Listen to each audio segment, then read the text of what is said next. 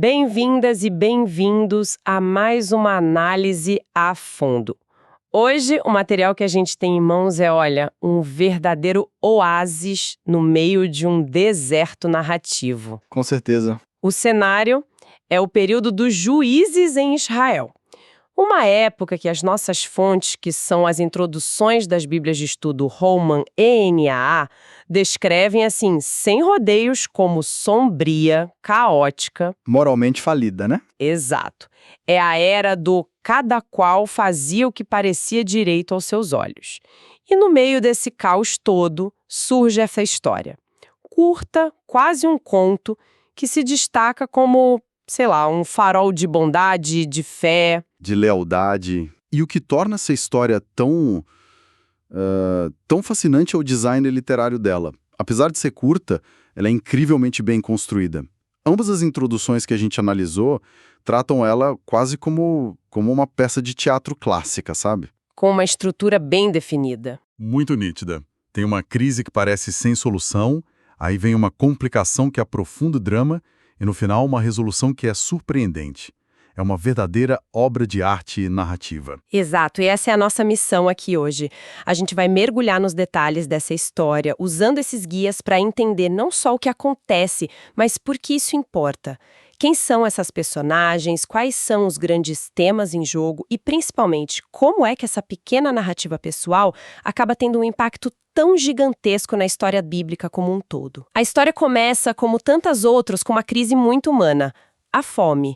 E a ironia já aparece na primeira frase, porque a fome atinge justamente a cidade de Belém, que em hebraico significa casa do pão. Pois é. E aí uma família, Elimeleque, a esposa dele Noemi, e os 2 filhos, se vê diante de uma decisão assim drástica. E é uma decisão com um peso simbólico enorme. Eles optam por deixar a terra prometida, o centro da aliança do povo deles com Deus, para buscar sustento em Moabe. O que, pro público da época, devia ser chocante. Totalmente. Moabe não era um vizinho amigável. Era uma nação frequentemente vista como rival, pagã. Eles estão, na prática, se tornando refugiados econômicos em território inimigo, arriscando identidade cultural, religiosa, tudo pela sobrevivência. E essa aposta não parece dar muito certo no começo. A tragédia que eles tentavam evitar em casa os encontra de forma ainda mais cruel no estrangeiro. Primeiro, o Elimeleque, o patriarca, morre. Aí os filhos Malom e Quilion se casam com mulheres moabitas, Ruth e Orfa. Isso até dá uma década de aparente estabilidade. Mas então... Os 2 filhos também morrem. É um acúmulo de desgraças. Deixa Noemi numa situação de vazio absoluto. Pensa só, do ponto de vista de uma mulher naquela sociedade antiga. Terrível. Ela está em terra estrangeira, sem marido, sem filhos, sem netos, sem terra, sem herdeiros. Ela está social e economicamente arruinada. As fontes que a gente tem descrevem esse momento como o ponto mais baixo da narrativa. E ela mesma diz isso mais tarde, né? Que saiu de casa cheia e o Senhor a trouxe de volta vazia. Exatamente. Esse sentimento de desamparo total a leva a tomar a única decisão que lhe resta: voltar para a terra dela, para Belém.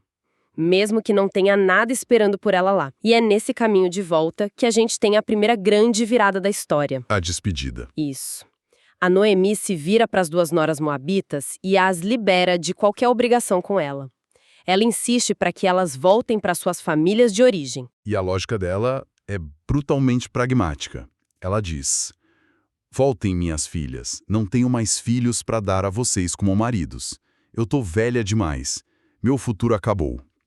É quase um ato de amor e desespero, sabe?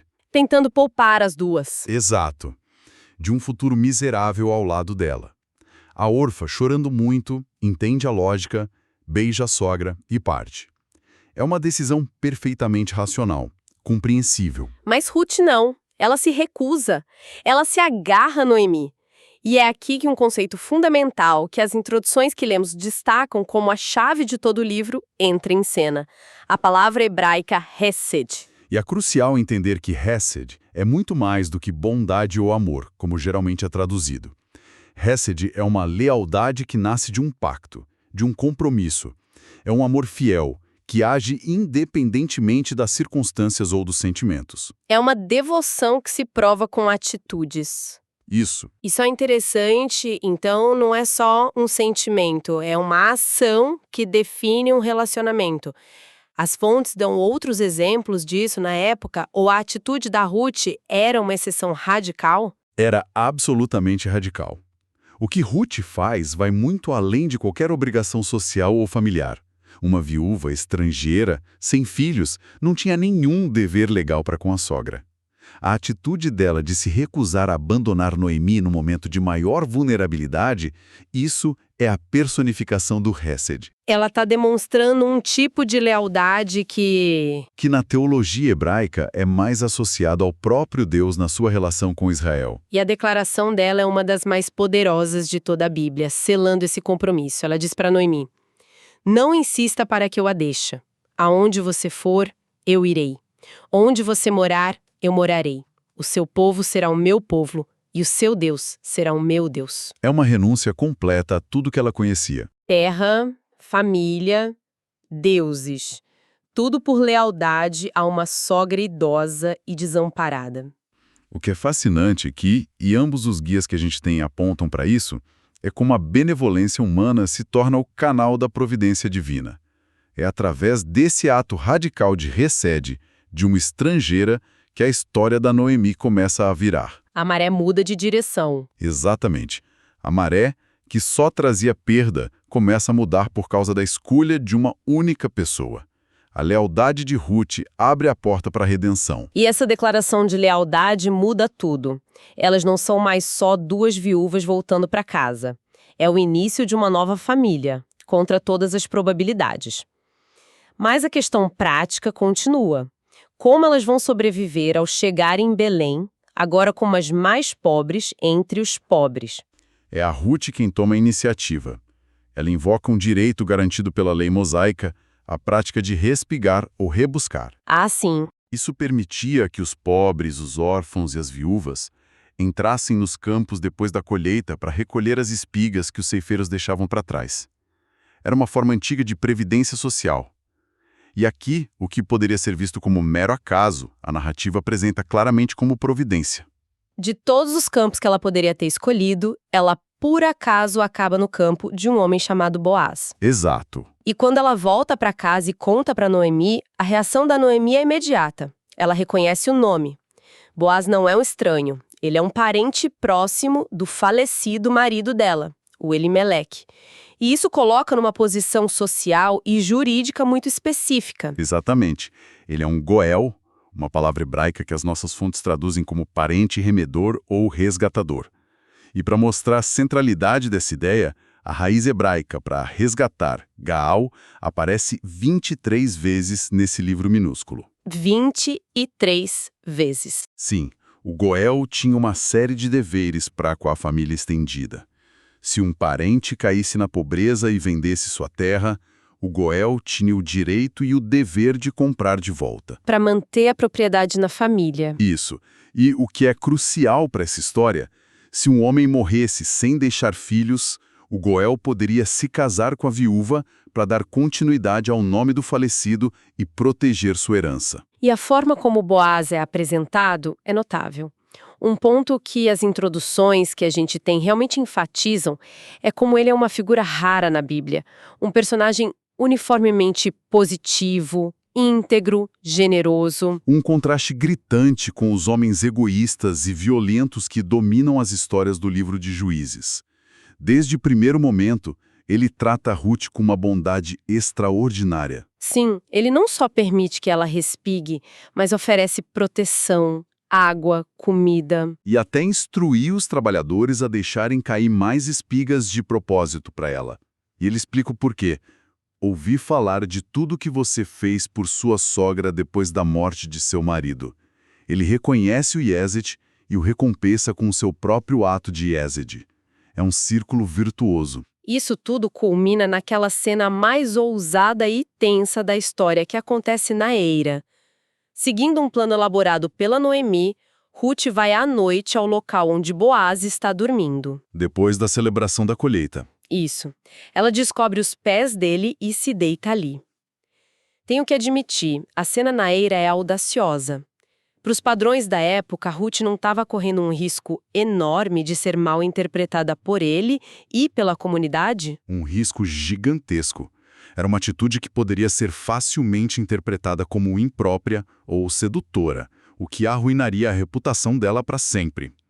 Mas é um ato simbólico e desesperado. E quando ele acorda? Quando o Boaz acorda assustado e pergunta quem é ela, a Ruth não faz rodeios.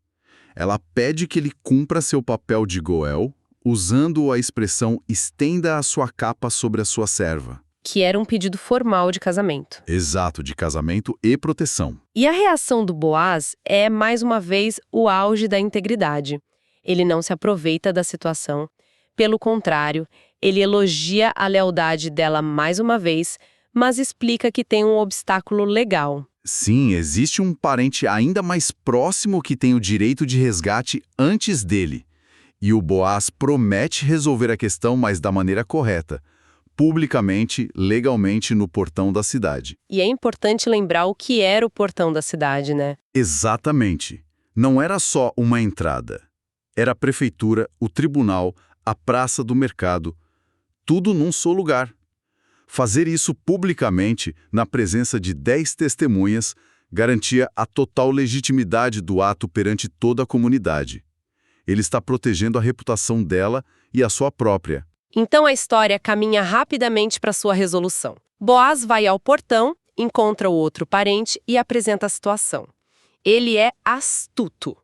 Primeiro ele oferece o direito de redimir a terra da Noemi. O que parece um bom negócio. Sim, e o parente aceita na hora. Mas então o Boaz joga a cláusula que lhe tinha omitido. Ele diz que, ao adquirir a terra, o parente também adquire a responsabilidade de se casar com Ruth, a Moabita, para dar continuidade ao nome do falecido. E isso muda tudo. Completamente. O parente recua dizendo que isso prejudicaria a própria herança dele. Ele estava disposto a pegar o ativo, a terra, mas não o passivo, a responsabilidade por uma viúva estrangeira. Com a recusa dele, o caminho fica livre para o Boaz. Boaz então declara publicamente que está redimindo a terra e tomando Ruth como sua esposa. A narrativa que começou com fome, morte e vazio, agora se completa. Eles se casam, têm um filho chamado Obed. E as mulheres da cidade celebram com a Noemi, dizendo que a nora dela, que a ama, vale mais para ela do que 7 filhos. A jornada da Noemi, da amargura à plenitude, do vazio à restauração, está completa. É o final feliz perfeito para uma história pessoal comovente. Mas se fosse só isso, talvez a gente não estivesse falando dela hoje. O livro tem um epílogo, uma genealogia que parece quase um anexo administrativo. Mas que as introduções que a gente tem argumentam ser, na verdade, o ponto principal de tudo. Gerou Jessé, e Jessé gerou Davi. Exatamente. Davi, o maior rei da história de Israel. Uau! E de repente a perspectiva inteira do livro muda. Essa não é apenas uma história encantadora sobre lealdade familiar. É uma história de origem fundamental para a monarquia de Israel. Ela serve a um propósito muito maior. Um propósito teológico e histórico imenso. Explicar e legitimar como uma estrangeira, uma moabita de uma nação desprezada, se tornou a bisavó do rei Davi. Quando a gente descobre que o Boaz é bisavô de Davi, isso muda a forma como devemos ler o personagem dele. Ele deixa de ser só um homem bom e se torna uma peça consciente num jogo divino. Essa é uma ótima pergunta. A narrativa não sugere que o Boaz soubesse disso. Ele age por integridade e compaixão, não por saber que seria ancestral de um rei. E é isso que torna a história tão poderosa. Sim, o plano de Deus se desenrola através de atos humanos de bondade e lealdade, não apesar deles. O livro argumenta que a inclusão da Ruth na linhagem messiânica não foi um acidente ou uma mancha a ser escondida, mas uma parte central e intencional da providência divina. Mostrando que o plano de Deus sempre foi para todas as nações. Exato. E a figura do Boaz como o Goel, o Redentor, também ganha uma nova camada de significado, certo? Sem dúvida. Na tradição de interpretação cristã, Boaz é visto como um tipo ou um prenúncio de Cristo. Ele é o parente próximo que, por um grande custo para si mesmo, resgata aqueles que não podem se salvar, trazendo-os para sua família e lhes dando um futuro e uma herança. Ele prefigura em pequena escala. O que Jesus é apresentado como fazendo em escala cósmica, como o redentor final da humanidade. Então, para resumir a nossa análise, Ruth é uma história magistral sobre como a lealdade fiel, o Hesed, praticada por pessoas comuns em meio a uma tragédia inimaginável, se torna o veículo para a providência e a redenção divinas.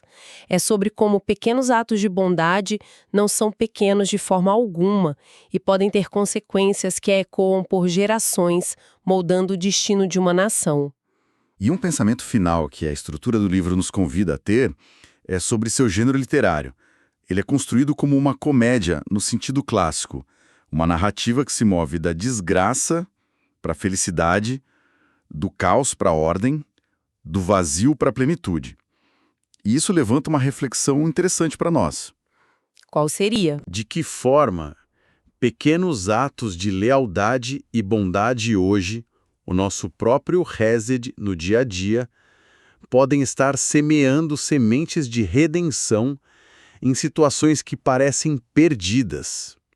E como a providência pode estar agindo silenciosamente de formas que a gente nem percebe para transformar os vazios de hoje nos novos e inesperados começos de amanhã.